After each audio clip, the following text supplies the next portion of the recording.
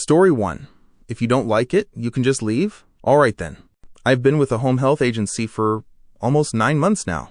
I work 12-hour shifts, and my cases range from really complicated ones to pretty simple ones. During that time, I've worked 11 unscheduled doubles and 42 extra 12-hour overtime shifts. I've only taken 2 sick days, one for me and one for my kid. I don't call out, I'm never late, and I don't do the shady corner cutting they sometimes push on us. I even use my vacation time on my days off. On top of that, I've personally saved them from failing audits 3 different times. I picked up so many extra shifts for 3 reasons. A, the extra pay is nice. B, I actually care about my patients. And C, they begged me to help.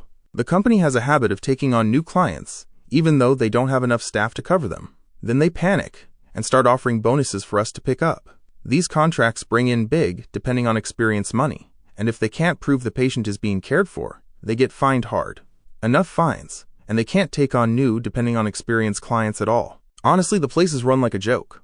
They've got 8 schedulers, yet they still blast out mass texts every single day begging us to pick up shifts, and those texts come at all hours. They double book staff or change schedules without telling the patients or the nurses. They also underpay for my area. It might not sound like much, but being $4 less an hour is a big deal. On top of that, they'll ignore your calls, texts, or questions for days, sometimes weeks. I'd already been job hunting and found a company that pays more, has solid leadership, and is closer to home. They told me they'd get me working quickly once I finished their hiring process. I agreed, and I've technically been on their payroll for about a month, though I hadn't started working any hours yet. Now, for the malicious compliance. I had a family trip coming up and 9 days of PTO saved. I decided to be nice and ask for 3 days off. I figured asking early would give them time to cover my shifts. I put in the request on September 13th for October 12th, 13, and 14. Just a short getaway with my family since I worked all summer. On Monday, I got a nasty email saying the deadline for PTO requests was September 10th. I explained I was trying to give them extra time, but the manager shot back saying how selfish it was of me to leave her short-handed. She denied my PTO. On Tuesday, I went into the office to talk about it. I brought up my work history and how I was trying to make things easier for them.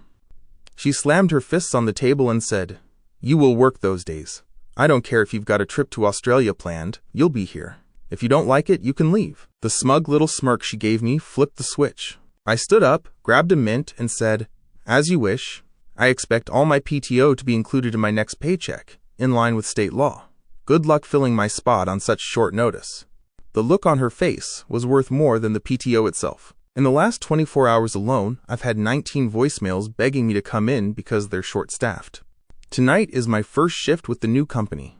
It's $6 more per hour, 48 minutes closer to home each way, and I get paid for 40 hours, even if I only work 36. Be careful what you demand, because you just might get it. If you're still watching, means you're enjoying the stories. Subscribe so you can look forward to more stories like these. Now on to Story 2. Want me to drive up before I'm done ordering?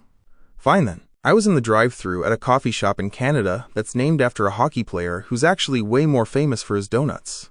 I pulled up to the speaker and started ordering my drink, a donut, and the pack of hockey cards I can't seem to stop buying. "Can I get an XLT with 2 milk? I began, already thinking about what card I might get this time. "Drive up." I knew the person taking my order was just being impatient and probably assumed I only wanted a drink. But I hate saying sorry, I'm not done with my order yet, so I just drove forward. When I got to the window, the cashier told me the total and handed me the debit machine, then looked surprised when I added that I also wanted a donut and some hockey cards.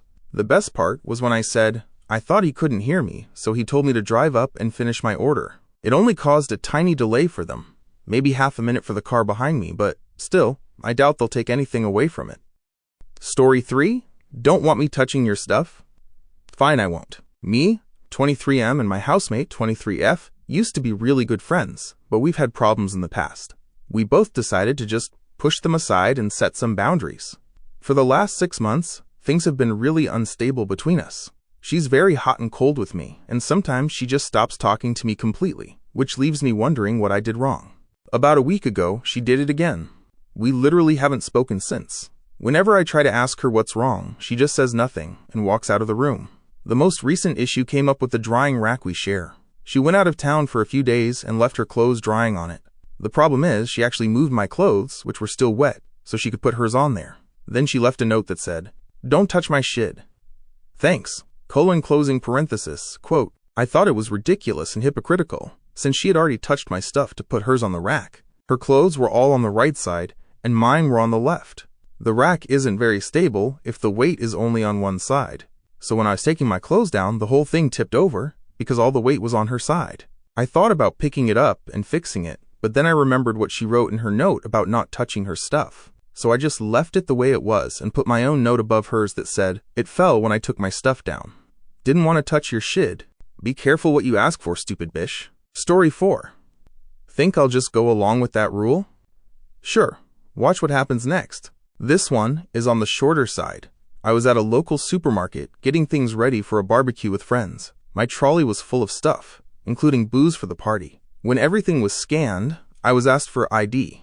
I gave them my driving license, then they asked my friend for ID as well. He's 30, but didn't have his with him. Apparently that wasn't acceptable. We went back and forth a bit, pointing out how ridiculous the rule seemed. I even asked if they were checking the family in the next line, since they obviously had a child with them. In the end, they told me I could either buy everything without the booze, or leave. It was clear they expected me to just pay without the booze, but when she gave me the total, I calmly said no thanks and walked out, leaving the whole 320 pounds worth of shopping on the conveyor. I did feel a bit bad for the people behind me. A manager even came over and tried to convince me to take the items, but I told him if I had to go somewhere else for part of the shop, I'd rather just give another place all of my business. That's all for now. Don't forget to subscribe so I can keep bringing you more of these stories. Thanks for sticking around till the end. See you next time, and take care.